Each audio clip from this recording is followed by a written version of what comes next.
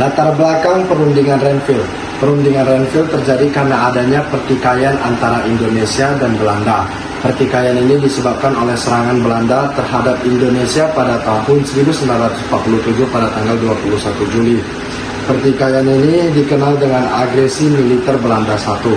Serangan yang dilakukan Belanda ke Indonesia mendapatkan perhatian negara lain dan menjadi kecaman internasional. India dan Australia yang pada saat itu juga merupakan sahabat baik dari Indonesia turut membantu dengan cara melaporkan tindakan Belanda terhadap Indonesia, melaporkannya ke PBB.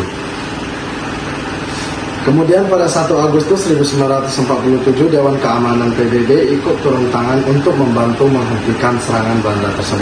Akan tetapi, pada 5 Agustus 1947, Belanda dan Indonesia kembali mengumumkan akan melakukan gencatan senjata, hingga membuat Dewan Keamanan PBB mengambil langkah penyelesaian pada 18 September 1947.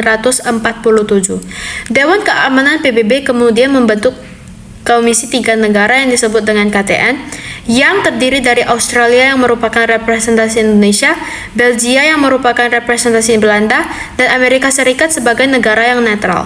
Amerika Serikat berhasil mempertemukan Indonesia dan Belanda dalam perundingan yang berlangsung di atas kapal angkutan laut Amerika Serikat bernama USS Renville yang bertabuh di pelabuhan Tanjung Priok.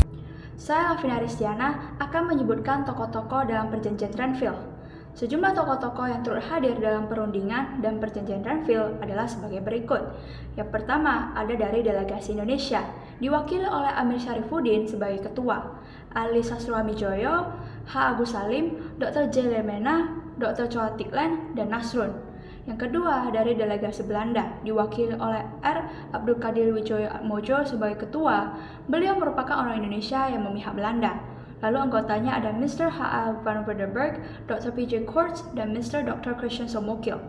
Yang ketiga dari PBB sebagai mediator, diwakili oleh Frank Graham sebagai ketua, lalu anggotanya Paul Van Zielan dan Richard Kirby. Setelah dilakukan perundingan, disepakatilah pokok-pokok perjanjian Renville pada tanggal 17 Januari 1948. Isi pokok perjanjian Renville adalah yang pertama, Belanda hanya mengakui Jawa Tengah, Yogyakarta, dan Sumatera sebagai bagian Republik Indonesia. Yang kedua, disetujuinya sebuah garis demarkasi atau Vanmuk yang memisahkan wilayah Indonesia dan daerah pendudukan Belanda. Dan yang ketiga, TNI harus ditarik mundur dari daerah-daerah kantongnya di wilayah pendudukan di Jawa Barat dan Jawa Timur. Perjanjian Renville tersebut kemudian ditandatangani pada tanggal 19 Januari 1948. Selanjutnya, saya akan menjelaskan tentang dampak-dampak dari perjanjian Renville tersebut. Yang pertama, keberadaan wilayah RI semakin dipersempit. Dilansir dari buku Indonesia National Revolution 1945 sampai 1950 tulisan Anthony Reid, yang dimana keberadaan garis demarkasi oleh Vanmuk dicap sebagai hinaan karena mempersempit wilayah-wilayah RI.